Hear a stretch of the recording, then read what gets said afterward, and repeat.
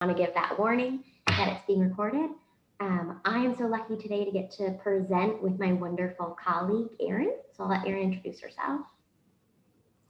Hi, everybody. I'm Erin. My pronouns are she, her, and I'm the assistant project coordinator for Project Awaken. And I'm also in the MSW program at UT Knoxville. If you have any questions during the program, please use the chat to let us know. And we want to state that these are very sensitive subjects, and we know that they may impact some people on the training. So you can leave at any time if you need to. The most important thing is we want you to take care of yourselves. And I'm going to post in the chat some resources for you all, some here at TAC, like the Counseling Center. Oops. Let's see, yep. And then some national resources as well. Okay, today we're going to use a tool called Pear Deck. For those of you who are faculty on the call, I really love this tool, and if you continue teaching online, I recommend checking it out. But Pear Deck is a tool that will allow us all to collaborate without us having to mic up, because I know so many people hate having to turn their microphone on in virtual environments like this. So if you would go ahead and open another browser on your computer, another window, or on your cell phone, and go to joinpd.com. It'll allow you to then type in a code and join our virtual classroom. How this will work is everyone will be able to, at certain opportunities, type in responses. That way we can collaborate and get that workshop environment, again, without having that Zoom awkwardness of having to mic up. So if you go to joinpd.com, you'll type in IQQGDP, and I'll know that folks are connected because it'll tell me we've got some people connected. I'm also going to go ahead and put a link in the chat. And if you want to use your computer, you can directly click that link and it will join you that way as well. Okay. So we're going to use Pear Deck as we're going so that we can collaborate and ask questions. But if you have any questions or you prefer to talk, please, we would love, you're more than welcome to use your microphone, to use the chat on Zoom. Today is all about you all. So we want you to ask questions and feel free to interrupt Erin or I if you have things. In the email I sent out yesterday with the Zoom link, I know you found it because you're here. So in that email, there's also some resources that we're going to talk through today. One of the resources in that email was a guided notes document. So if you're someone that really benefits from having, structure in terms of these are the important points, that guided notes document might be helpful for you. And if you want to go ahead and print it out or have it open, absolutely, by all means. We made it per request. So if you are not that person, feel free to disregard it. It's just a resource if it's helpful for you. Okay, so the link is in the chat, but I'm going to go ahead and start. So even if you're still getting connected, we're going to go ahead and get rolling while you're getting connected to Pear Deck.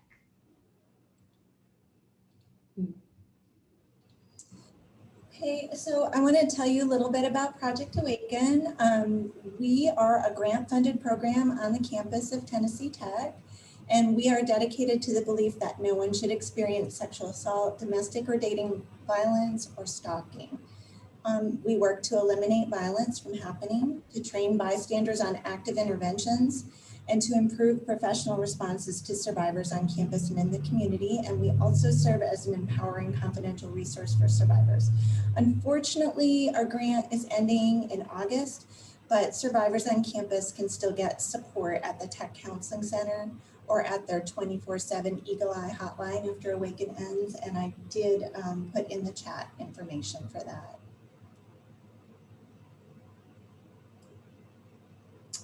So what is power-based violence? At Awaken, we use the umbrella term power-based violence to refer to sexual assault, domestic violence, dating violence, and stalking. What they all have in common is power and control. So a lot of what we do is educational programs on campus, and these programs serve to help students understand what power-based violence is, what it looks like, and what interventions to stop violence and support survivors look like. Although many people think that college students know the definitions of each of these forms of violence, it was really surprising to me at first, just how unaware maybe many of our students are about these issues.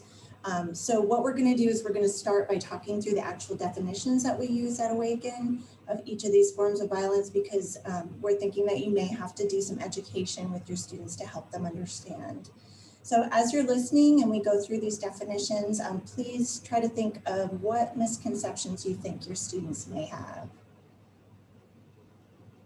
Absolutely. So the first definition that we're often talking about with students, again, thinking while I'm talking about what misconceptions you think folks might have on campus, the definition that both Title IX uses and Project Awaken uses is the FBI definition of sexual assault. So it's any unwanted touching to a private area, which of course includes someone's breast, butt, or genitals, and or, it could be either or, unwanted penetration. And we always remind students that that penetration could happen orally, anally, vaginally, or with an object.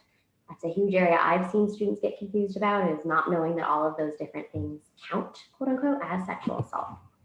So unfortunately, across the country, sexual assault happens, and our campus is no exception. Sexual assault does happen to folks on our campus. And when we've worked with sexual assault survivors at Tennessee Tech, we will really often see that the sexual assault was facilitated by force or coercion or drugs or alcohol.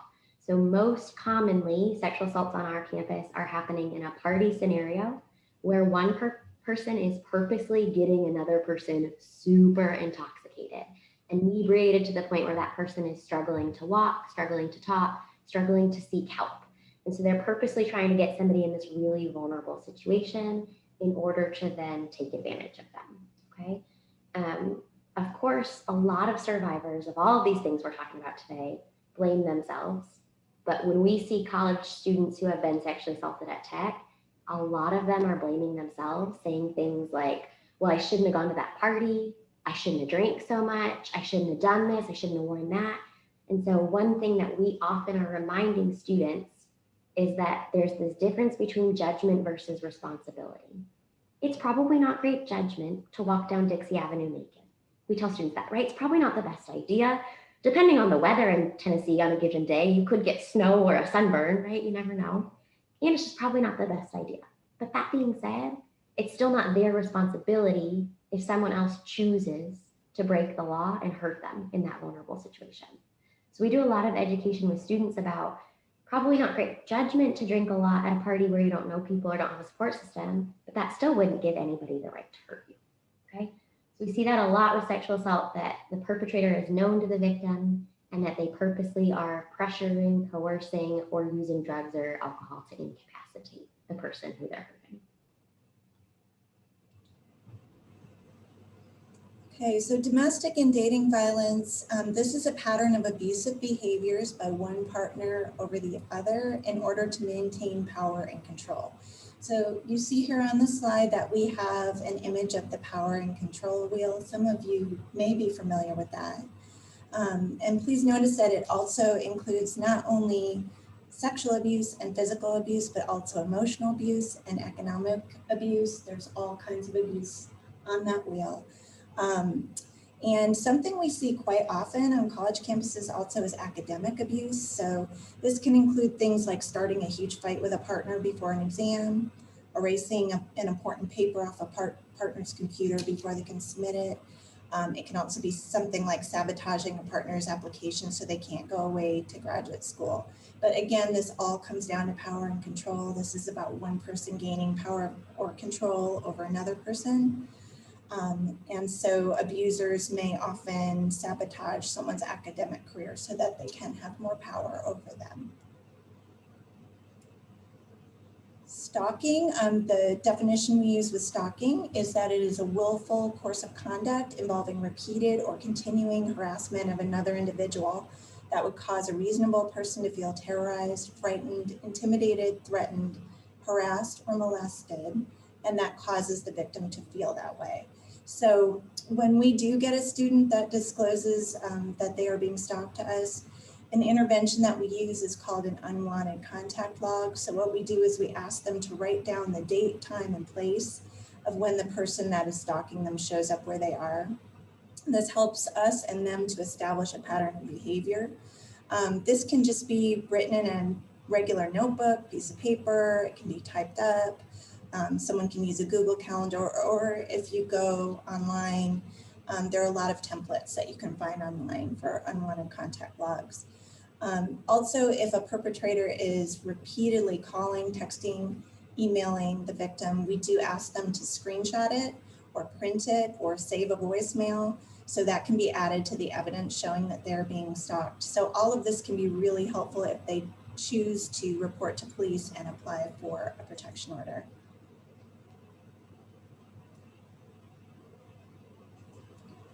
And then, of course, another thing that we spend a significant amount of time addressing at Awaken is consent.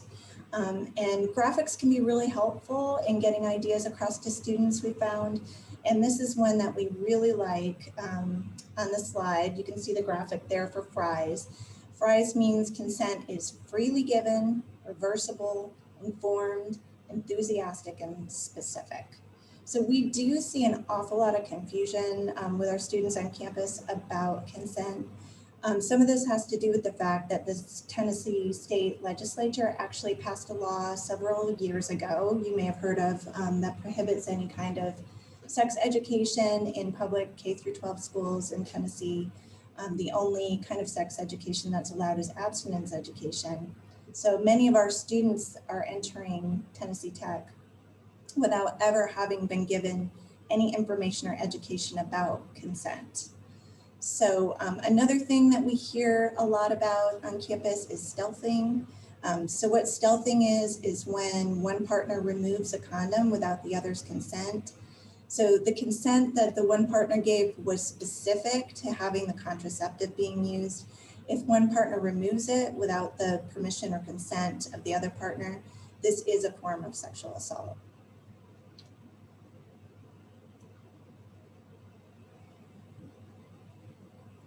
So the whole point of going through definitions, because like we said, a lot of students have misconceptions about what these issues are and what they actually look like.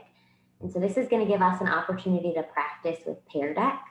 So you'll see if you've joined our Pear Deck classroom that you have the opportunity to respond to a question. So I would like you to type in, what misconceptions do you anticipate that your students would have about this? So for example, they might not know that sexual assault, this is counted, or they might believe this myth about stalking. Whatever you want to type in is fine.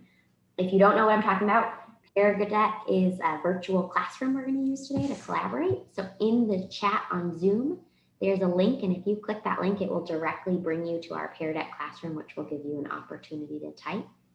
If you're doing this on your phone, go to joinpd.com and type in our class code, which is on the top right of my screen, IQQGDP. If you're on your phone, you're going to hit a green button in the bottom right that will allow you to chat and type in your response. If you're on the computer, a box should be popping up to the right of your screen that's allowing you to text and type in response to this question. As folks are taking a minute to respond, remember letting us know, what misconceptions do you know that students have, or do you anticipate that students might have about one of these forms of power-based violence?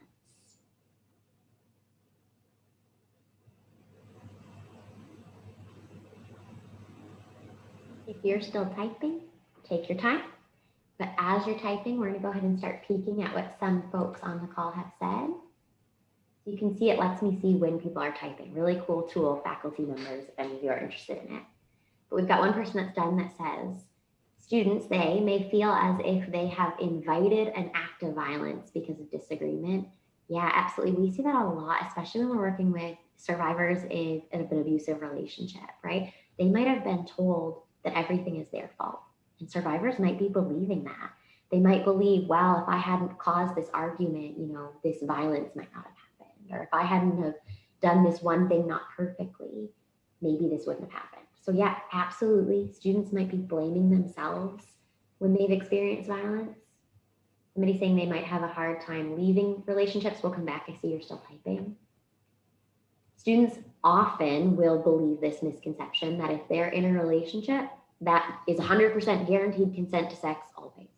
And of course not, right? Of course, students need to be taught that every time they want to have sex, they need consent every time. the entire time for every act? Absolutely. There's a lot of lack of clarity. I've had a lot of students talk about like, oh, well, it's awkward or kills the mood to ask for consent or to talk about what we're going to do. So there's a lot of education that our students need, that talking and asking for consent is normal and indeed healthy, good behavior to making sure everyone's comfortable. Yep, so again, people victim blaming, thinking that it's their fault that they've experienced violence, that consent needs to be happening the whole time. And we're coming back to that first person. So somebody had said they might have a hard time leaving relationships because they have been shamed by their families or cultural norms. Absolutely, right? So you all hit on a lot of misconceptions in areas of growth for our students. A lot of students truly do not understand what power-based violence is, what it looks like, and that it's never the survivor's fault. And so it's common that every day in your classroom, you might hear students talking about these sorts of things, especially if there's any really public cases going on. That's when I'll often hear these sort of conversations happening on campus. One thing I want to empower you to do as an employee or staff person, if you hear myths being spread around, it is always okay to say, hey, I heard you say that. That's actually not true. Hey, I heard you say that if somebody didn't want to be abused, they should just leave. But I want you to know, like, it's actually really hard to leave an abusive relationship. And that's really victim blaming. It is our job to educate students. So it's always okay if you're hearing these misconceptions to address them and let people know what these issues actually look like, okay?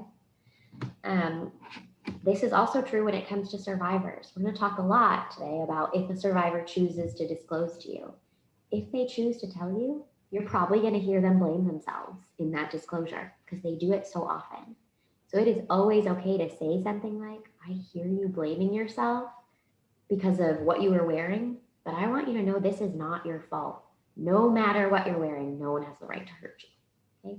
So it is always okay to address these myths and to bust these myths and lies and misconceptions.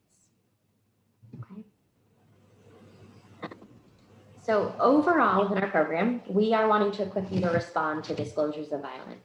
But how common are these issues really? So on the slide, you're going to see some different statistics about the prevalence of power-based violence, especially on university campuses across the nation. So again, use Pear Deck and just respond A, B, C, or D, and let us know what stands out to you. You can tell us why, you don't have to. Just which one is really speaking to you or standing out to you.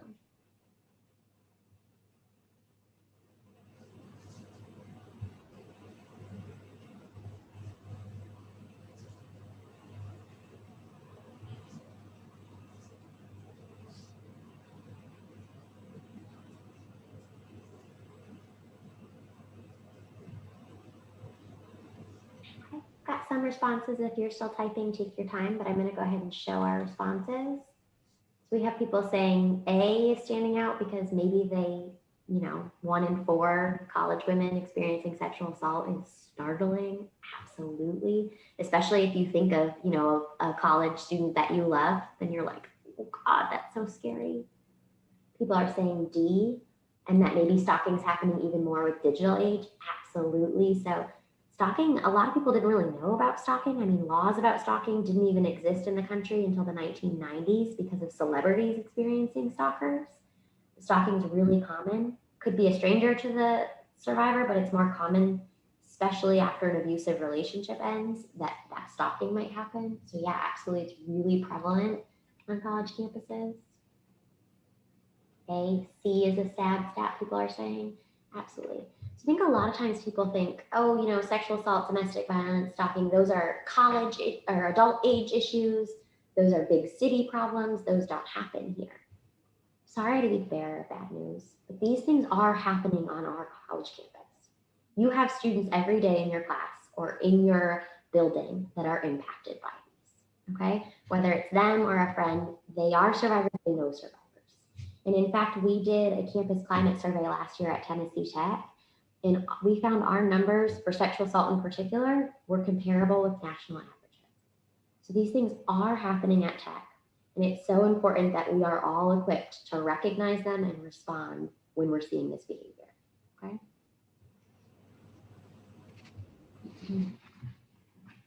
So we all know you were hired for this university because of your expertise, but you were probably not hired here because of your survivor advocacy abilities. So, but that being said, we also know that students view you as experts in just about everything. So you don't get to choose if students will disclose to you or not, but part of your role is student success.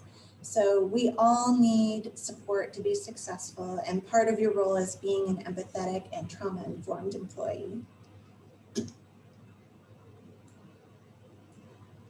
And again, you don't get to choose whether or not a student is going to disclose to you. In a recent survey, it was actually found that 42% of faculty received a disclosure of power-based violence. So we all need to be equipped ahead of time to respond in case we do receive a disclosure. And it was also found in research that disclosures happen equally across disciplines, across professor gender, and with the types of power-based violence that are being disclosed. Yeah, so what do we do? How do we respond?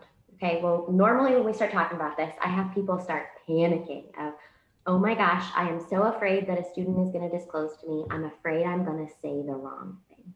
Okay, so we're going to do an exercise to address this concern where a lot of people are afraid they're going to say or do something wrong. So to do this exercise, I want you to think of a time that you've experienced victimization in your life. Now, this doesn't have to be like domestic violence, sexual assault, that kind of stuff. It could be you were in elementary school and the teacher yelled at you, and maybe you were guilty or you weren't, but you felt embarrassed, called out, ashamed, whatever. So think of an example of of a time in your life where you have felt embarrassed, victimized, called out, uncomfortable. Okay? You don't have to tell us about the experience, don't worry. Conjure up that experience in your mind, and then please use Pear Deck and answer 3 questions. First, did you tell anyone? So you can just say yes and who you told, or no. If you did, what did you need from them? What did you need them to say or do to support you? And then last, what did you not need from them that maybe you got, or maybe thank goodness they were really good and they didn't do it? So thinking of a time you've been victimized, 3 questions. Did you tell anyone? What did you need? And what did you not need? I'll give you a second on Pear Deck to type in some responses for us.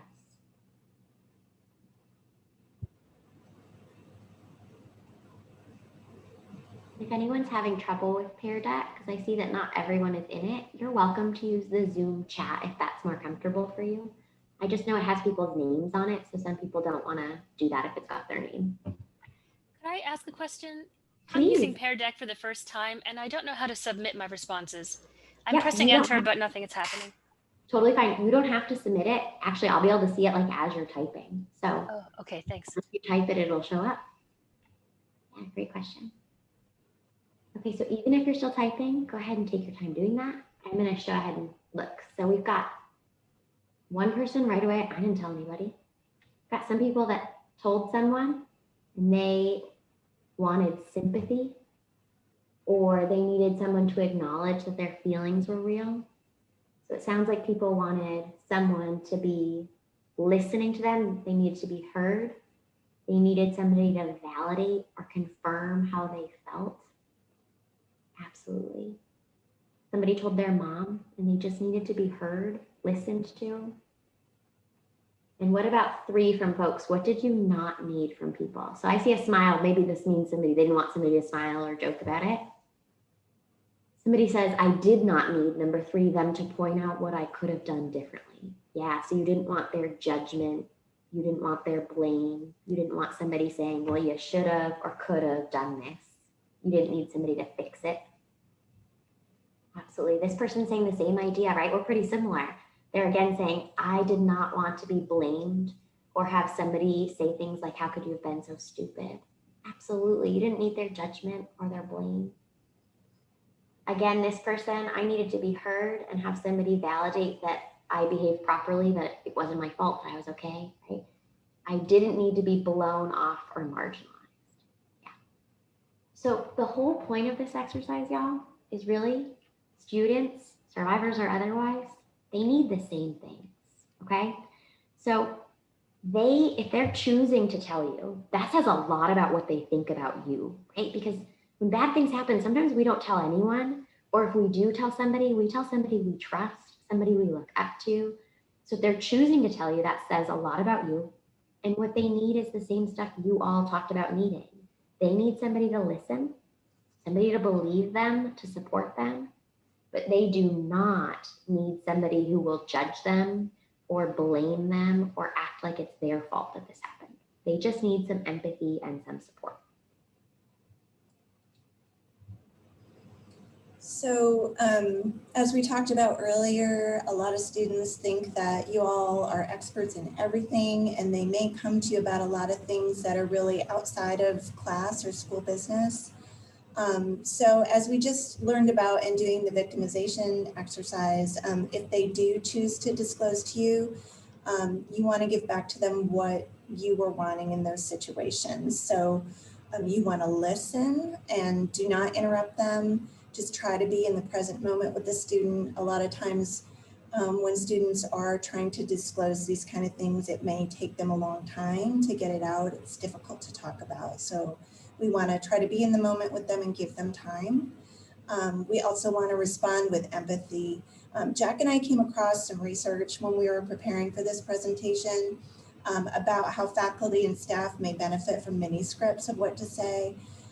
And something that we found that may work really well is to say something like, I'm so sorry that this happened to you, and I'm so glad you reached out for support.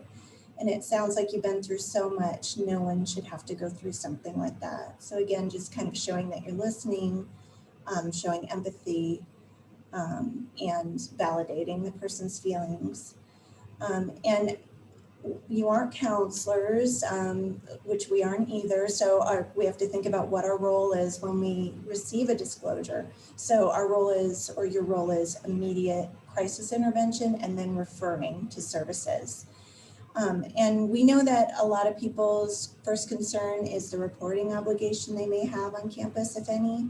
So before we get into talking more about crisis intervention, we're going to talk through Title IX and Clary with you first. So at Project Awaken, we always keep in mind that reporting any act of power-based violence is a very deeply personal choice that only the survivor can make for themselves.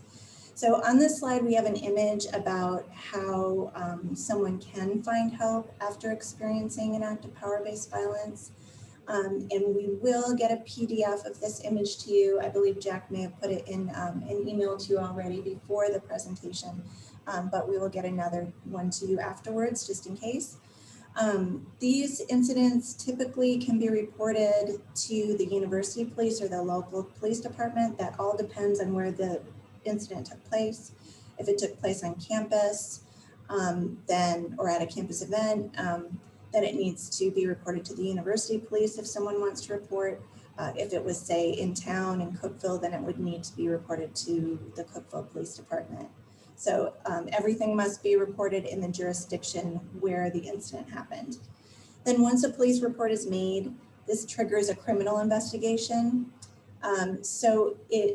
Getting a medical examination is really helpful for a criminal investigation. However, a person who has experienced power-based violence can report an incident to the police without medical or forensic evidence. And then also a student may report to Title IX, the Title IX office on campus. So what is Title IX? We're going to go through that. Unfortunately, Greg Holt, who's our Title IX coordinator here and also the Clary coordinator here on campus, wasn't able to join us today to help us cover this, but we're going to go through it with his blessing. So Title IX is a federal law that prohibits any person in the US from being discriminated against based on sex, and this includes sexual harassment. So in text policy, sexual harassment encompasses sexual assault, domestic violence, and stalking. So how Title IX concerns are handled at Tech is outlined in Tech Policy 144. This policy was recently updated just in August of 2020 as a result of new US Department of Education guidelines under the last administration We expect they may be changed again in the future under the new administration, but we have no idea when. But for now, the updated policy that we have is policy 144 at Tech. Okay. So if you have questions while I'm talking about this about Title IX, please use Pear Deck or the chat, the Zoom chat to ask them.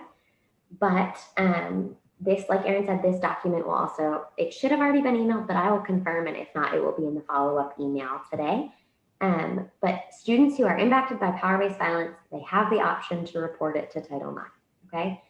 The most important thing is students can still get help at the university, like supportive measures, which we're gonna talk about in a minute, even if they do not file a formal complaint. So it used to be that formal complaints were a little bit more forced than they are now. So that's a good thing with this new policy change is if a student doesn't want to proceed, even if Greg hears about it, they do not have to proceed with a formal report, okay? So we're gonna walk through just like the basics that we all kind of have a good understanding of what this process looks like.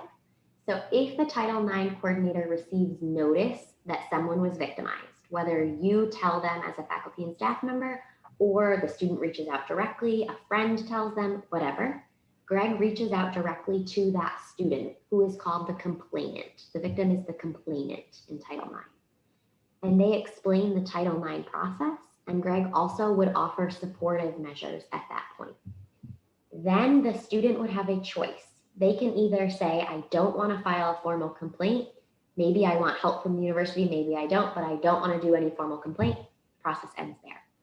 Or they can choose to file a formal complaint.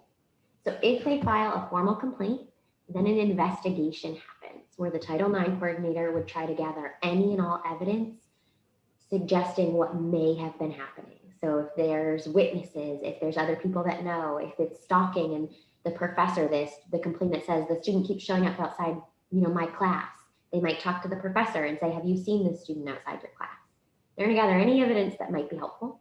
They're also in that process going to interview the respondent, and that's the alleged perpetrator. And they're also going to explain that process to the perpetrator and offer them supportive measures as well. The same supportive measures are available to the respondent as to the complainant, okay? So they're going to do this whole investigation, and then there's going to be a live hearing where each party has an advisor of their choosing. So it could be someone who works at the university, or sometimes people hire an attorney. And they have a live hearing where they go through all this evidence in front of a decision maker who is external to Tech. And that decision maker is who makes the final ruling whether or not the respondent violated campus policy. If they did, they also determine sanctions, okay? Then both parties have the opportunity to appeal the decision. This process does not go super quickly. So if you have a student who's curious about doing it, it's more of a months long, it's not like days or weeks. Sometimes students think if I tell the person's going to be arrested immediately or kicked off campus immediately, and that's just not the case. It's going to take several months, okay? There is no set time obligation for how long Tech has to take to complete this, but Tech is pretty good about trying to do it as quickly as possible, but it still is going to take, I'd say probably 6-ish months, really varies. Okay, so I don't see any questions yet in Pear Deck, but again, feel free to use Pear Deck or Zoom if you have questions. So if somebody goes through this process, they can get supportive measures the whole time and at the end. But the most important thing really is that if Title IX finds out about a case happening, a student doesn't have to go through the full investigation process if they don't want to. That's really important for you to know as faculty and staff so that you can reassure a student. If something has to be reported, you can reassure them and say, you do not have to do a formal report if you don't want to. Because for a lot of people, that's really scary and it will shut them down really fast if they think they're going to be forced to report, okay?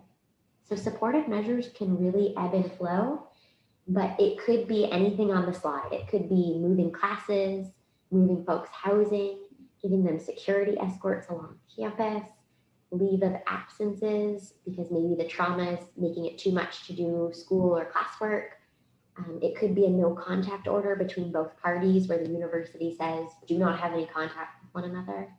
It could even be things like extra time on your assignments because you're having a hard time focusing and getting things done. So the best part about Title IX is students can get these supportive measures from the Title IX office that may allow them to still navigate university life while they're trying to heal and go through this. Okay, so that's all Title IX. In previous policy versions, faculty and staff were obligated to report if they heard about something related to Title IX. But that is no longer the case for most of us. There, with the exception of officials with authority. So there are 4 designated officials with authority at Tech. If you are one of these 4 roles, you have to report to Title IX. Those are the president, the Title IX coordinator, the dean of students, and the associate vice president of human resources.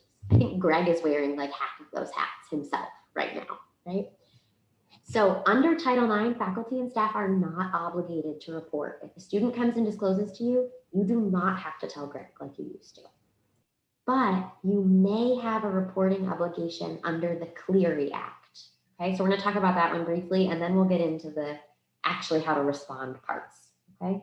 But the Clery Act is policy 419 at Tech, and it's a federal law that requires all colleges and universities that have federal student loan programs to disclose campus crime statistics and security information to students, faculty, staff, the general public, okay?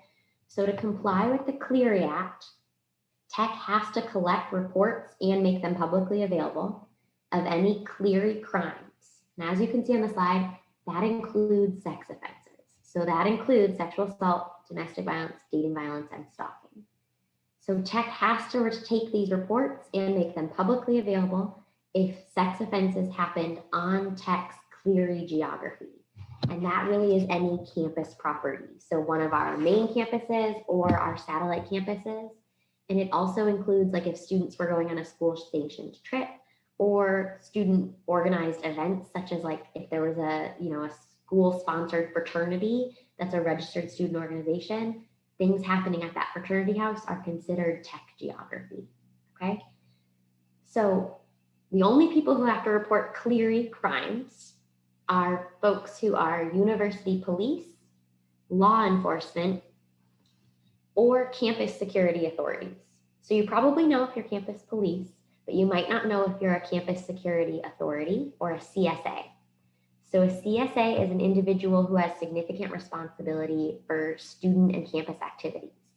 So CSAs are deans at our university, chairs, supervisors, coaches, and faculty and staff who serve as advisors to student organizations.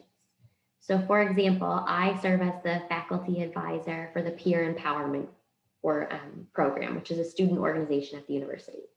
So if I learn about, let's say, a sexual assault that happened at a frat house, I do have to report that under Clery. But the important thing here is that you have to make a report, but you don't have to give any identifying information. Okay, so let's say, for example, as a CSA, I heard about domestic violence. I heard about a partner physically abusing their partner in a dorm on our campus. I would have to email Greg and say, I heard that this happened. Last week, I have to give the date, the time. Last week around this time, this day, a male student physically harmed a female dating partner in the dorm. That would be all the information I would have to give Greg for the Clery report. Now, if there's an immediate threat to campus safety, we should all be calling campus police. And then you do not have to make a Clery report because they are CSAs, so they're gonna make the Clery report, okay? So as we're doing like one final wrap up of all reporting, really to report or not report, these are the guidelines. If you hear of child abuse, adult abuse, suicide, like someone is planning and has the means to kill themselves, or they are planning and have the means to kill someone else, we all have to report those things as state employees. That's always been the case. Everything else we keep private unless you are a campus security authority. So unless you're a dean, a chair, a faculty advisor, then you need to report non-identifying information about sex offenses that occurred on Tech's geography to Greg Holt. Okay, what questions do folks have about reporting?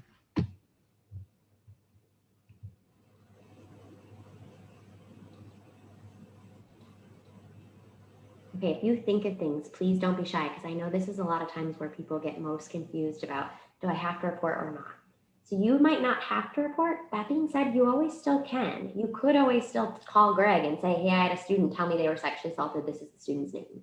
All that will happen is he'll reach out to the student, offer them supportive measures, and make sure they're okay. So if you're not sure, you should call Greg and confirm whether or not you need to tell him, to err on the side of caution. But we don't actually have a lot of reporting obligations anymore under our new Title IX policy at Tech. Okay. Colin, I see your hand. Yeah, what's up? Yeah, so is reporting our decision, or do we leave it to the student? Do we say, hey, am I allowed to report this? Are you comfortable with me reporting this? Or do we just make that call on our own? Great question. So if you're a CSA, don't give them the option, because you have to report. So if you have to report, don't give the student the option. Tell them and say, I'm so sorry, I'm what's called a campus security authority. So I have to tell somebody that this happened, but I don't have to give them your name, okay? But warn the student.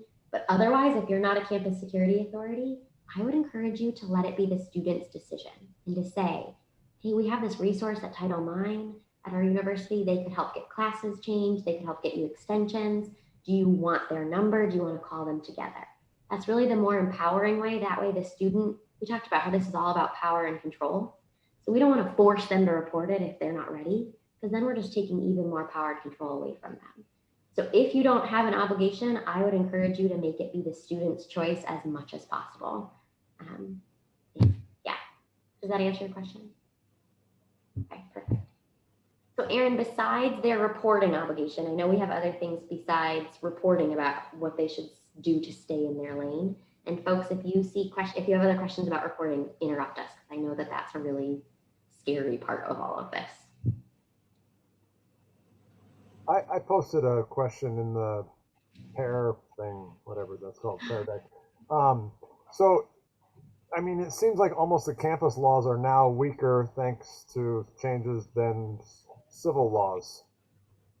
I mean, so what's to prevent me from just acting as a civilian and saying, if I saw something happen in my private life, I can go to an authority?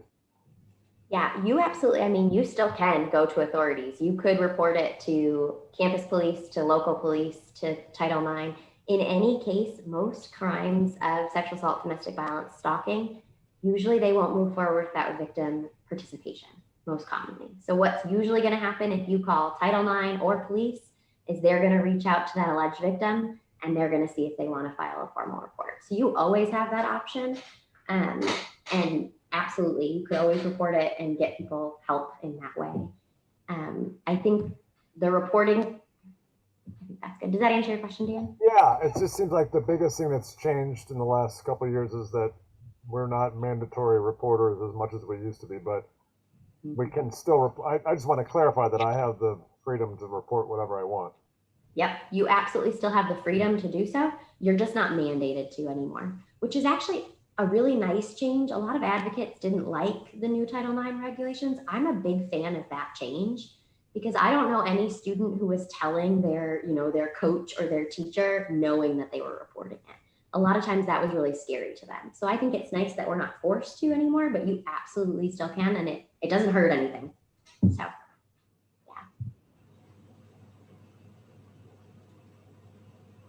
great question. If you see if folks have any others, go ahead. But otherwise, I'm going to pass to Erin and let you keep going about, besides reporting, what do we need to do? I know that was a lot of information about Title IX, but yes, as Jack said, please let us know if you have questions. But we're going to circle back to discussing crisis intervention right now. So we know that you are all wonderful at so many things, and maybe some of you have even been through something similar to what we're talking about today, but that doesn't mean we all know what a survivor should do or that we're all qualified to give advice. So we want to remember that understanding victimization exercise that we did earlier, and keep in our minds that survivors need those same things that we discussed that you needed when you felt victimized. So we need to remember that we can't fix this for them. And we have to stay in our lane. So for you all to stay in your lane as a teacher and a mentor, but not as an advocate, a counselor, or a friend. So it's really important to have boundaries That's hard in these situations, we know, and a lot of times boundaries will go out the window for trauma survivors. So you being able to maintain your own boundaries is actually very healthy and very helpful. Although in the moment, it may not be the survivor's thing right at that moment. So what we want to do is tell students about the confidential resources on campus that are available to them and in the community, but do not sign up to be their 2 a.m. phone call. And also we want to let students know, it's really important to let them know that you won't bring it up again, because some students may feel embarrassed after the fact, after disclosing to you.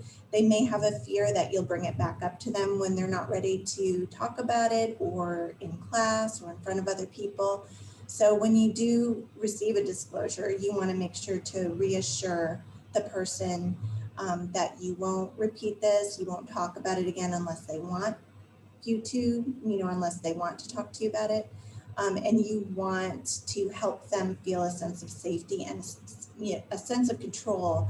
They've had their power and control taken away by this act of power-based violence that happened to them. So you want to help them to feel a sense of safety and control by letting them know that you won't repeat or bring it up to them again. And so now we're going to go into a little more on crisis intervention. So we love this picture of this little boy. His cracker is broken and it's just too much for him to bear. So for him, this is a crisis because his learned coping skills aren't working in the situation. So our definition of crisis at Project Awaken is that it's a temporary state of disequilibrium caused by environmental stresses in which an individual's learned coping mechanisms proved inadequate. So while we're talking about this, please think about how you would define a crisis. And I also want to state that crisis is person dependent, which means it's not the same for everyone because everyone has different coping skills and different backgrounds. So going through an occasional crisis, of course, we all know is a normal part of the human experience.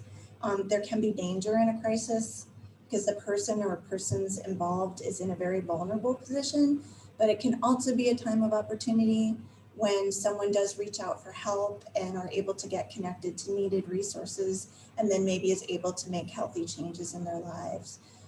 So for a survivor to heal when they've been through a trauma like power-based violence, there must be some crisis resolution. Resolution must occur. And so early intervention in a crisis is much better than later on. It's much more difficult later on. So the goal of crisis intervention is to help the person return to their pre-crisis level of functioning. So as we talked about, in the last slide about the definition of crisis intervention, when they're in the crisis, the coping skills they are using in the present are not helping them at the present moment. So when you encounter someone in crisis, what we want to do is help them to utilize the coping skills that they have used in the past. So something we can say to them is, for example, what kind of things have helped you to cope in the past when you were extremely stressed? That helps us to understand what kind of coping skills they possess. We also want to assist them in learning to use new coping skills. So we could say something like, I wonder if you might try taking some deep breaths. It might help you to feel calmer. So that is giving them a new coping skill that might help them. Our goal is always to help them organize, understand, and manage the intense and overwhelming feelings and experiences that they're going through in the moment. And then we want to get them connected to the appropriate resources, such as on campus, we have the counseling center, we have the Title IX office, we have health services, and campus police. And we can do this, we can help them do this with a few skills that in the next couple of slides, Jack is going to talk about. And these skills are safety and security, prepare and predict, and ventilate and validate. So Jack's going to go into that with y'all in the next few slides. If a student comes to you and they disclose violence, it's pretty likely that they are in crisis, right? And so if they're in crisis, we want to intervene. We want to help de-escalate the situation and connect them to people who can help them more. That's our job, right? And so it is perfectly okay to ask them, do you feel safe right now? Okay. This might have just happened. This person may be following them, maybe showing up places. So it is a good idea, both for your safety and in theirs, to make sure that they feel physically safe in this space. 9 out of 10 times when you say, hey, do you feel safe right now? The student's going to say, well, yeah, I feel safe now, but, and they're going to keep talking. But if they answer that they do not feel safe in this moment, let's not continue in talking about feelings and things. Let's see, what do we need to do to make you feel safe? Do you think that person's going to show up? Do we need to go to the police? Are you in physical danger of being here? And address that first. Again, that's really uncommon that that's going to be the case when they're choosing to tell you, but it is okay to ask because it also shows that you care about their physical safety. Okay. So once we've attended and made sure that physically are we safe in this space, if the answer is yes, then the next thing we want to do to de-escalate this student in crisis is to help them to feel emotionally safe. One of the best ways to do that is going back to that exercise we did earlier, that understanding victimization exercise, is to attend to them, to listen, to be there, and to emotionally let them know that they can vent and we're going to be a safe place to receive it, right? A couple things to be mindful of to show them and help them to emotionally feel safe. One, don't block the door. It might be a subtle thing, but if you stood in front of the office door or the classroom door, it's a nonverbal sign that communicates that, they can't leave whenever they want.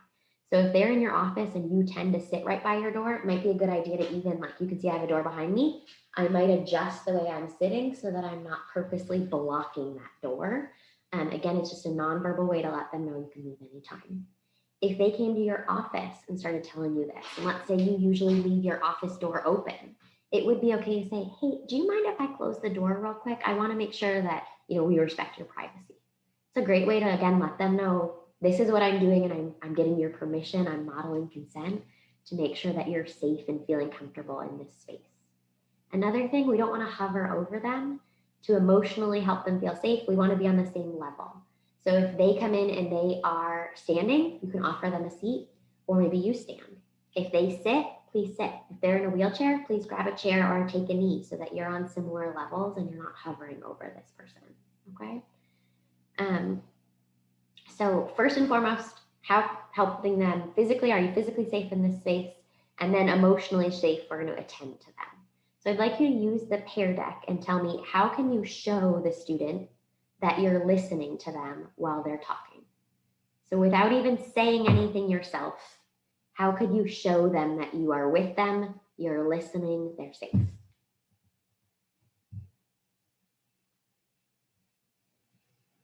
Wow, y'all are fast. We already have 6 responses. If you're still typing, take your time. Got some overachievers here. I love it. We're going to go ahead and peek at what some folks have said. People are saying, I'm going to put down my phone. Yes, please. If you're in your office, set your phone to the side, set your computer to the side, look at them. You make eye contact. This one I get a lot of questions about, like, well, what about, eye contact is really a culturally minded thing and it varies across cultures. A good rule of thumb is to model what they're doing. So if they're not making a lot of eye contact, I wouldn't stare them down, right? That might make them feel very uncomfortable, but try to just model what they're doing since we don't have a lot of time to dive more into that. That's a good rule of thumb. Changes in facial expression. Yeah, so maybe you're doing the head nod. Maybe if they tell you something horrible, you're not smiling, right? You're watching your face. Maybe you're nodding your head, following them. You're focusing on them, absolutely. Maybe you're even doing the little sorts of things while they're talking to let them know I'm listening to you. Absolutely. So those things are great as they're talking, setting your distractions aside and actually giving this student your attention and focusing on them, okay? The other thing with safety and security is, Erin was talking about coping skills. We would love to get students connected to healthy coping skills. So it would be okay to say, hey, I'm hearing that you're having a hard time focusing and sleeping because of all this trauma. I'm wondering what's worked for you in the past. Then it gives you a good measure to see what have they already done, if anything. And it gives you a great opportunity to say, I'm wondering if you'd consider the counseling center, because they can help you further and might be able to help give you some other coping mechanisms to help you deal with this anxiety or with these sleeping issues. So this is a really good way to help refer people in a way that doesn't feel like I don't care about you, but instead feels like you're saying I care about you and that's why I'm suggesting this resource. Okay. Some other things with safety and security, it's really common that survivors, if they disclose to you, they might tell you about some really unhealthy coping mechanisms they have. Survivors try to cope in lots of ways and they're not always healthy ways. So for example, the ones that we see really often working with students at Tech, cutting or burning, so purposely trying to hurt oneself, suicidal thoughts, or a lot of promiscuity or a lot of substance use. Again, these are all probably not the safest judgment-wise, but these are not necessarily huge red flags concerning things. They're really normal behavior after trauma. So if you hear about a student, for example, they're saying they're cutting themselves, I would encourage you not to say something like, that's horrible, don't do that. Because even though that's scary to us, now we're judging them and we're shutting them down, and they might feel judged or blamed and they might not feel comfortable talking to you anymore. So instead, it might be good to say, hey, I hear you doing that to yourself and I don't want you to hurt yourself. I'm wondering if we could get you connected to the counseling center so they can help you find other resources. So again, instead of taking it away or shaming their coping skill, we're going to use that as an opportunity to connect them to further help. Okay. Suicide's one that people are scared about a lot. If a student is thinking about suicide, that in and of itself doesn't mean that they are suicidal or going to kill themselves. But then that's a good time. I encourage you to seek further training from the counseling center. They do a lot of training about suicide. But again, then you're going back to, if they don't have the means or a plan, then we don't need to actively report this right now. It's really normal that they might have suicidal thoughts. We still want to get them help, but it doesn't mean we need to call 911 at this moment. Okay. So first and foremost, helping them feel physically safe and emotionally safe in this space with you by attending to them. Okay.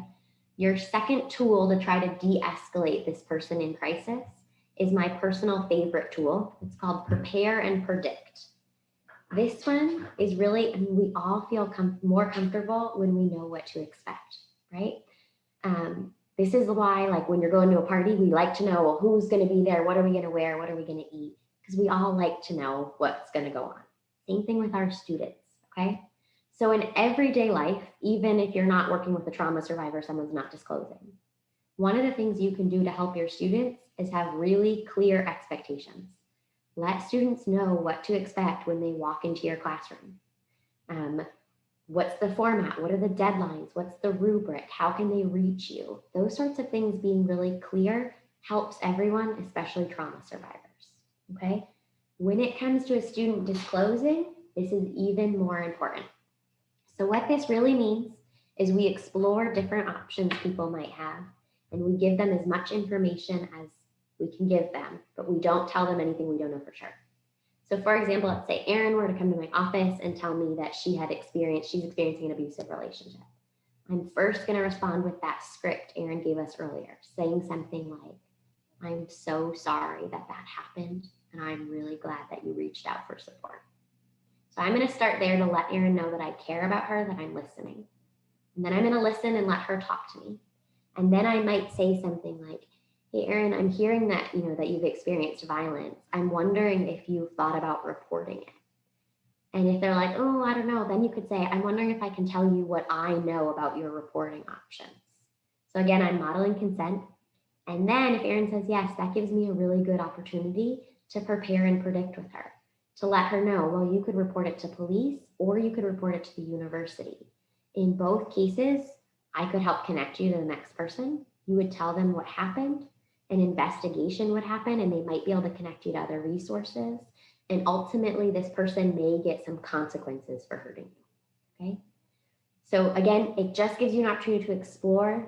When something bad happens, a lot of us get tunnel vision, right? Where we're not really thinking clearly. So they might not even recognize the options they have. So this is a really helpful tool for you to let them know different options they might have and what those options might look like. The most important thing here though, don't make promises, okay? Tell them what you know. If you don't know, it's okay to say, I don't know the answer. I can help you find it, or I can connect you to someone else. So this one is all about giving them all the information you have, but don't make up information if you don't know it's true. The last tool of crisis intervention is the one you're going to use most. It's ventilate and validate. So this one is going back to that understanding victimization exercise. This is what many of us said we wanted. We wanted somebody who would let us vent and talk, and then somebody who would validate our feelings. Same thing for our students. So try to give them a private space and try to give them your attention to let them vent. And then it can be really helpful for you to get to the root words of their feelings and validate those feelings. So it might be helpful to show active listening, like you said earlier. And then when it's your turn to talk, to say things like, I hear you saying you're feeling overwhelmed. And I hear you, or it sounds like this person's showing up everywhere. And so you're constantly looking over your shoulder for them. A lot of what you're going to do is really just going to reflect back what they just said to you. So you could paraphrase it, or you could literally word for word tell them, oh, you're having trouble sleeping at night. You could literally parrot right back what they said to you.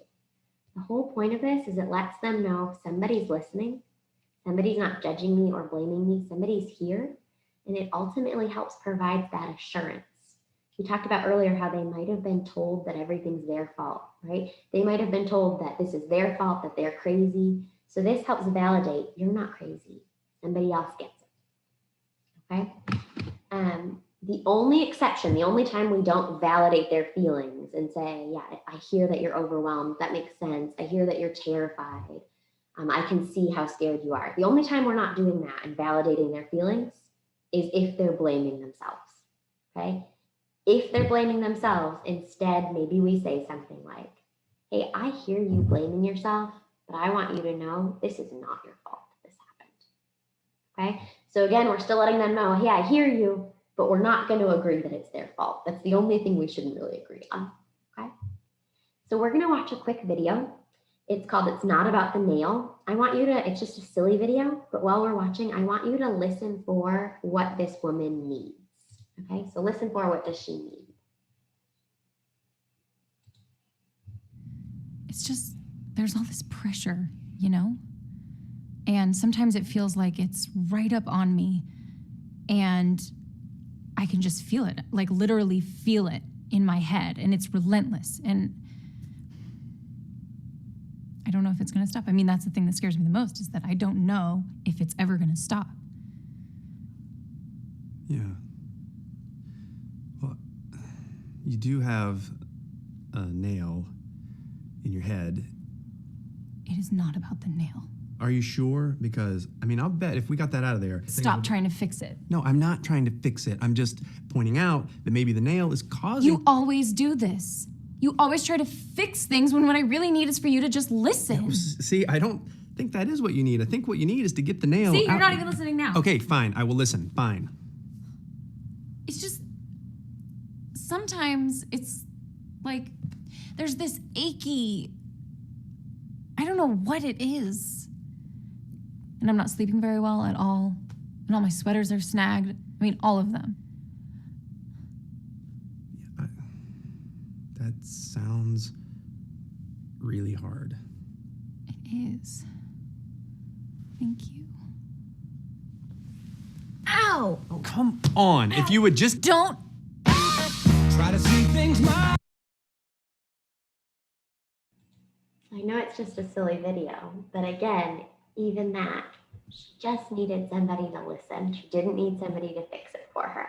It's our same thing with crisis intervention for students. We want to let our students know, hey, I'm hearing you. I care about you. I'm sorry that this happened. And I'm going to connect you to experts who can help you further.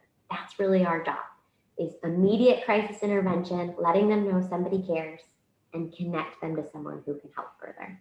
In 2 hours, we can't make you trained counselors, and that's probably not what you want to do, right? You already have a career. So instead, we're going to provide support, empathy, and connect them to folks who can help them further from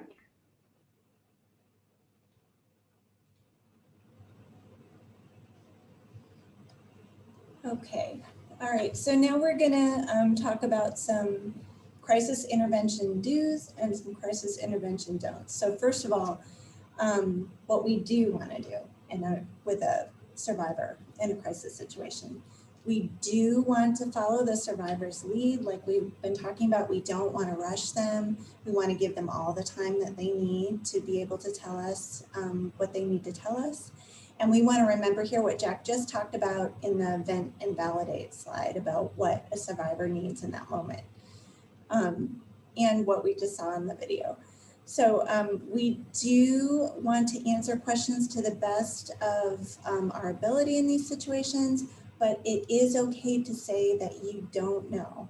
And it's even better if you could say, well, I don't know, I'm not sure the answer to that question, but let's find out together, or let's call together to find out, or connect them to somebody who does know, for example, the counseling center. And we do want to help them explore options and predict outcomes like Jack just talked about, and prepare and predict, but we don't want to make any promises.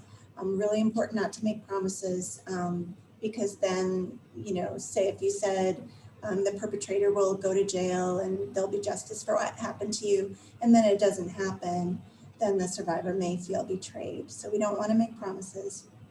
And we do want to use open-ended questions to help the survivor know we're listening and to get them to talk and feel like they can be able to express what happened to them more. Oh, I think we skipped a slide, Jack.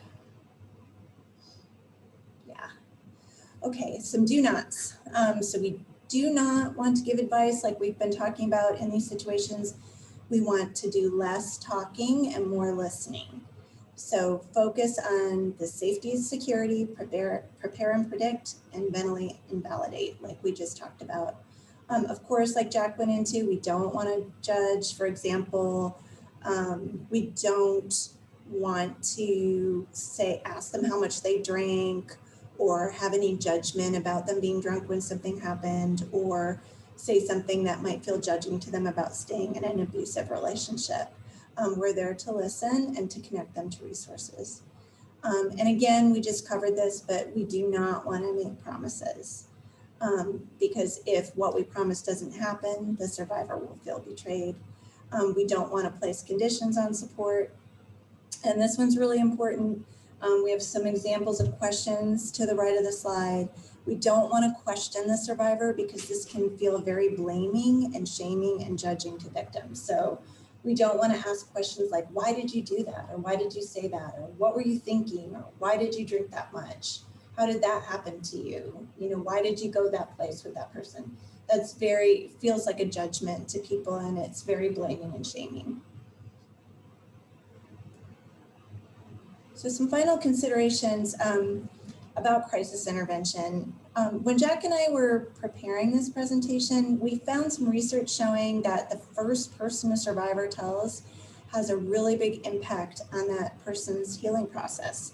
So that first reaction is really important. So a negative or blaming first reaction can cause a survivor to just shut down and choose not to tell another person, and to feel a lot of shame and self-blame, which can really impede their healing process. So a positive reaction to a disclosure can reduce those feelings and contribute to a survivor's healing process. So the most important thing is to believe and to listen when a student comes and discloses an act of power-based violence to you. It's important to say, I believe you, and it's not your fault. And not have a shaming and blaming reaction. And when a person does disclose to you, your first thought may be, I'm not a counselor, which can create a feeling of role strain. But this is why it's so important to do the brief crisis intervention that we've been talking about, and then to know what your campus and community resources are, so that you can connect the students with them. Like we've been talking about the Counseling Center, which is a great resource on campus. The Title IX office, the Title IX coordinator. The Eagle Eye Crisis Hotline is a 24-hour, 7-day-a-week crisis line that the Counseling Center at Tennessee Tech runs. Of course, there's the campus police. You can also refer to the Health Services Center. So all these places have experts that are used to supporting folks and are experts in supporting folks who have been affected by power-based violence. So we want to do crisis intervention and then refer. Yeah, totally. So we are going to spend some time practicing. I know this is normally like, oh God, I don't want to do that. We always tell our students how important it is to practice the new skills that we've just taught them, right? Not to just wait to the exam and hopefully do okay. So by the same, the same idea, if we want you to actually be able to use these things, if a student were to disclose, it's really important that you start practicing these skills so that they're actually something you could use if you need it, okay? So the first way we're gonna practice is a little bit easier and lower key. We're gonna practice through Pear Deck. Then we'll eventually get and we'll practice a little bit in Zoom breakout rooms. So we'll walk you through everything. But this first practice, what we're gonna do is there'll be a scenario on the screen, on the slide, and using Pear Deck, you're gonna type back. So you don't have to say it out loud or anything. Instead, you're gonna type back what you might say or do, okay? So what I encourage you to do is in the first part to actually type like a quote of something you might say. So maybe the scenario is a student told you that they're being stalked. Maybe the first thing you'd put a quote around saying, I'm so sorry this is happening and I'm so glad you reached out for support. Maybe you're gonna put that in quotes. Then I want you to go through and actually bullet point other things you're gonna do in this conversation. So you're gonna maybe connect them to resources, like what resources? Maybe you're gonna tell them about Title IX. Maybe you're gonna call the counseling center with them. Maybe you're gonna, offer them the Family Justice Center, which is a local resource. So first a quote of what you'd say, and then other options you might do. So Erin's gonna go ahead and walk us through what an example could look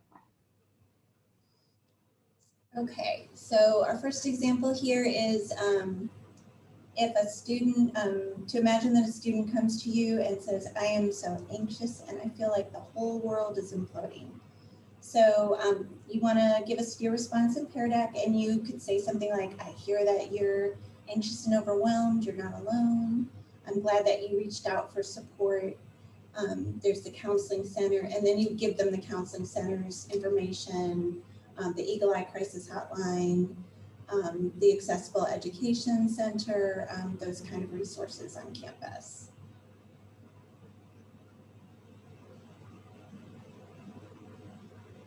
Okay, so here we're going to try that Pear Deck practice. So I'm going to read you the scenario here on the slide.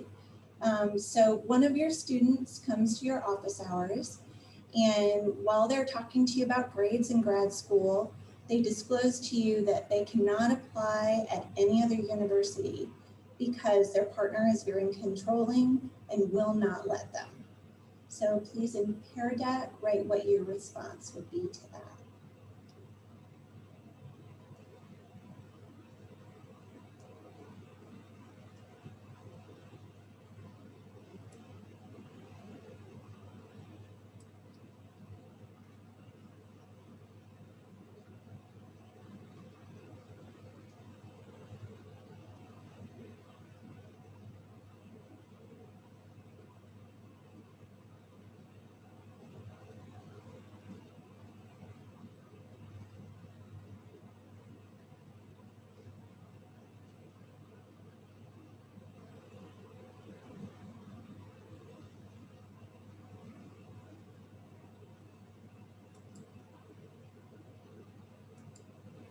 Erin, are you ready for me to show responses, or do you want another minute for folks?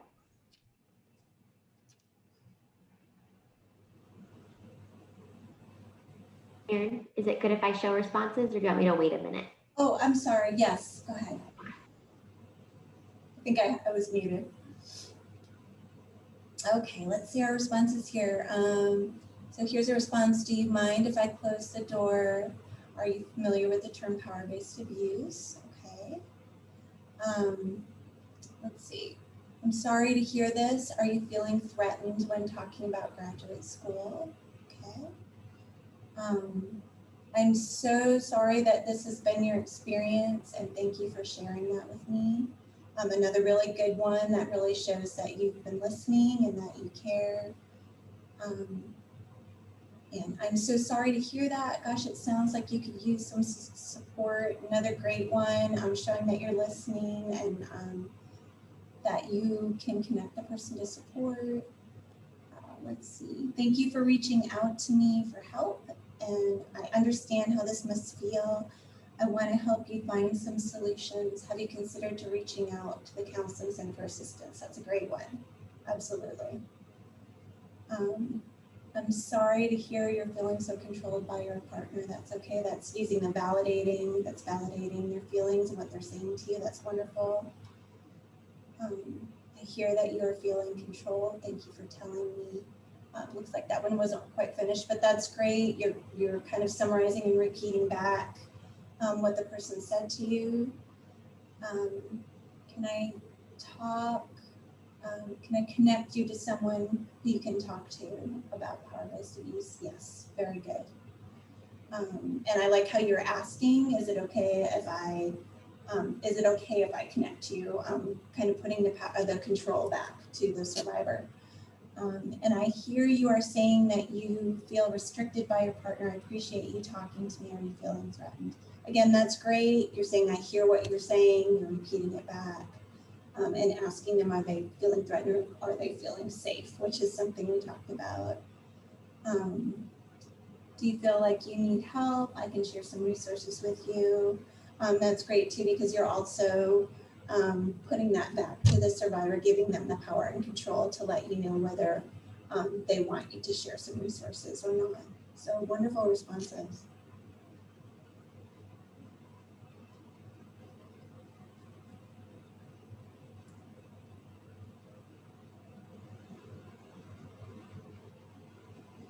Okay, we're going to do another scenario here, and I'm going to read it to you again, and then we're going to use Pear Deck again for your responses.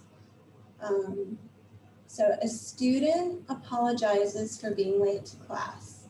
She starts to tell you that when she was at a fraternity party the weekend before, she had too much to drink. While she was incapacitated, a male student at the party separated her to a bedroom and proceeded to attempt to undress her and would not take no for an answer. Eventually, she just stopped fighting back. She felt like she froze and just allowed him to have sexual intercourse with her. She insists that what happened was her fault because she chose to drink too much and because she didn't fight back. So again, please use Pear Deck to give us what a response might be if a student disclosed something like this to you.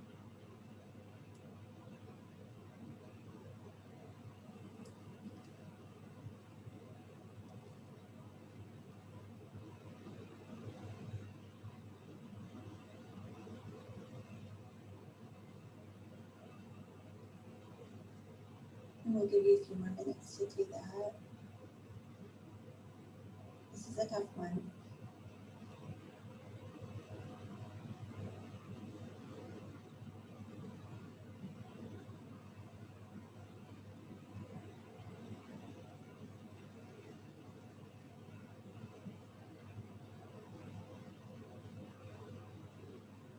So if you're still typing, that's fine. You can continue typing. Let's see. Looks like we have some responses, so we'll go ahead and look at some of those. Yeah, I really like this first one. I'm so sorry this happened to you. No one should have done this to you. Again, that's validating the person's feelings and confirming that it was not their fault. I hear you telling me that you've been abused. It is not your fault. May I connect you with some campus resources that might help you, or we can contact them together. Wonderful. Yeah, that's wonderful. I'm so sorry this happened to you, and I want you to know this is not your fault. Thanks for sharing this with me, and I would like to help you in any way I can. Have you thought about reporting this? So again, this is great. You're again stating this is not your fault, which is really important in this situation to let this person know. Yeah, it doesn't matter how much you drank or what you did, that it's not your fault that someone chose to hurt you. And then offering help, again, you're giving the power back to the survivor to report or not. I'm so sorry this happened to you. It was not your fault. May I suggest connecting you to the counseling center, and I'm happy to help you with the call. Wonderful. Or walk with you to the center to meet with a counselor. That's really great. And we do that a lot at Awaken. We'll offer to walk someone to the counseling center. And that's part of preparing and predicting and making it less scary for them. You know, sometimes it's scary to just walk into the counseling center on your own. I hear and understand what you're saying. I'm so sorry this happened. We have resources on campus for you that can help. This should not have happened, and it's not your fault. May I connect you? Again, wonderful, telling the person it's not their fault and offering to connect them if that's what they want, putting it back to them so they have control. This next one, great. I hear you blaming yourself, but what happened to you was not your fault. Wonderful, because you're, again, showing you were listening and letting them know it's not their fault. This one again, it's not your fault. I'm sorry this happened. Would you like help? Connecting with resources, wonderful. You must be so upset. This should not have happened to you, and it certainly wasn't your fault. Would you like to talk about this privately? That's great too, because it seemed like in this situation, maybe it wasn't in a private area. It was someone coming into class, so offering to talk about it in a private area or after class or whenever is really good to offer. And again, it's not your fault. Would you like to talk to me after class? Again, wonderful. And offering to show resources. So you guys got this. This is great. Those are all amazing responses. Yeah, totally wonderful. The scenarios that we've chosen to do with you all today are things that we've actually had faculty on our campus call us and say, oh my God, I just had a student come into my office and tell me this. And this is what I did. And so these things have happened to your colleagues and they could happen to you. So I'm really encouraged that we've been together less than 2 hours and that's already the response. That says a huge deal about how much you all care about our students. And I think that's a really great start. So we're gonna do a little bit of harder practice in breakout rooms. But before we do that, Erin and I wanted to model what this might look like for you because I know that this can be confusing. So how this is gonna work is I'm gonna put people into breakout rooms. Right when you get into the breakout room, I need everybody there should be about 3 people per breakout room. I need you to right away describe, there might be 1 room with 2, but I need you to right away decide somebody who will be person A, somebody who will be person B, and somebody who will be person C. Then you're gonna have a Google Doc with practice scenarios. And you're gonna take turns where one of you is the practice survivor and one of you is the faculty or staff member responding, okay? The third person is just quietly listening and keeping track of time.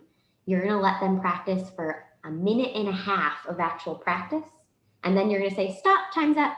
And then you're gonna give 30 seconds to all switch roles and have somebody else be the pretend student, somebody else be the person responding. And if you have any time in that 30 seconds to say some feedback. So to say something like, hey, it was great that you had a great tone. Or, oh, you kind of asked a lot of questions. You might want to avoid that, right? So before we break out into breakout rooms, we're gonna show you an example. So we're gonna pretend Erin was person A and has a scenario, and I'll be the first person to practice doing crisis intervention so that you all can see what this might look like. So Erin, do you wanna tell them your scenario first so that you can see what the scenario was and then how you acted it out? Absolutely. Okay, so our scenario that we're gonna act out for y'all is that I'm a student and I'm in line at Starbucks before class, and my favorite professor, who is Jack, is in line ahead of me. And I approach her for some advice because I don't know where else to turn. My partner has been verbally abusive to me for a while, and we got in a really bad argument the day before, and he hit me in the middle of the argument, and I'm not sure what to do. What does she think I should do is our scenario. Erin, I'm gonna stop screen sharing so everyone can see a little bit better. And whenever you're ready, you go ahead and start and we'll just act it out like it's happening, and we'll do it best we can over Zoom because I know it's kind of a weird format, but we'll just practice. Yes. Okay. Hi, Professor Jack. How are you? Hey, Erin, how you doing? Well, I'm glad I saw you because I'm kind of struggling with something, and I just thought you seem like you know a lot about these kind of things, and I was just wondering if you could give me some advice. Yeah, I mean, sure, Aaron. I don't know. I don't know a lot about a lot, but if I can help, I'm certainly happy to help. Do you want to grab a table real quick? We can chat. Okay, that would be good. Yeah, thanks. Um, so it's kind of personal, but like my partner like yells at me a lot and like kind of puts me down a lot and says really mean things to me. Like I'm always screwing up and doing things wrong, and he gets really frustrated with me and yells at me. And sometimes we fight a lot, and we got in a really bad fight the other day, and he hit me really hard, like in the side of my head, and I was really shocked because he's never done that before. He hasn't been abusive before. And so I just didn't really react because I didn't really know what to do. And I really don't know who else to ask. And I just wonder what you think I should do. God, Aaron, I'm so sorry that this happened. I mean, I hear that, that there's been a lot of fights and arguments in the past, but I heard that he hurt you, and that was not your fault. Like, that never should have happened. My gosh, I'm wondering if you're feeling safe here right now, like in this moment. Is there a chance this person can come, or are we safe to talk here? I feel safe right here, but I don't know if I feel really safe, like to see him later. We're supposed to meet up later, and like I don't know if it's going to happen again. And I kind of felt like it was my fault, so it helps me to hear you say that it wasn't my fault. I heard you say it's not that this was your fault. Aaron, nothing you do gives anyone the right to hurt you ever. It sounds like you might be apprehensive about, when you have to see this person later and not knowing what that's going to look like. Yeah, I'm kind of scared, and I'm thinking like maybe I should break up with him, but I don't know. Yeah. I'm not really sure what to do. Yeah, you're definitely, I mean, of course.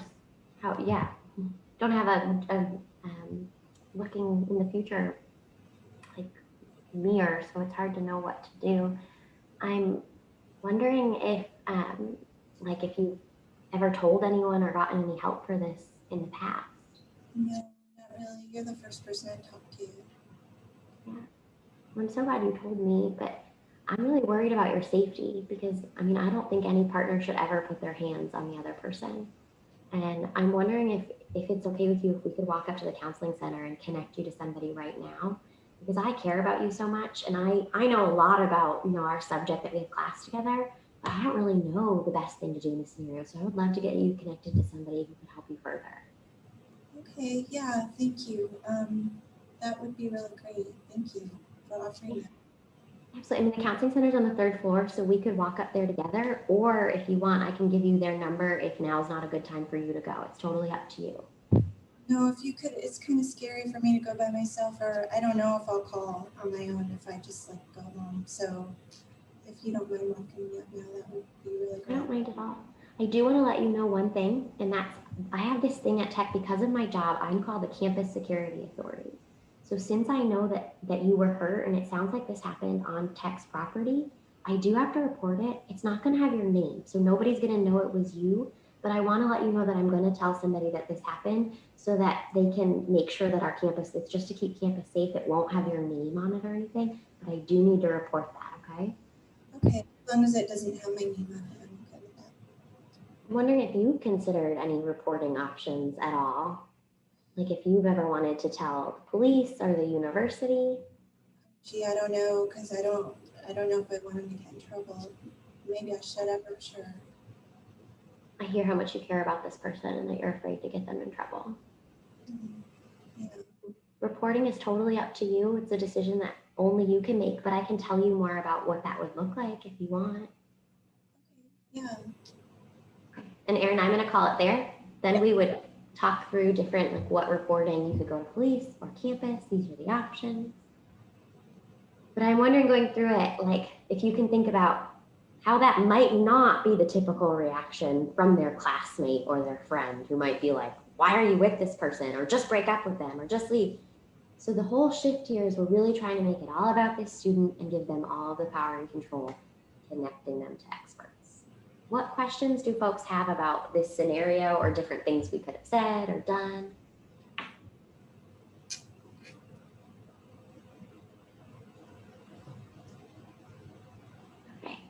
Your turn to practice. Oh, yeah, go Dan, it's up. Well, I was just gonna say, if you're a mandatory reporter or whatever it's called now, I mean, do you want to tell the person as soon as the conversation kind of starts, like to tell them, say, I'm glad you told me this. I want to let you know that in my position, I'm a mandatory reporter. On the other hand, they may then just stop. So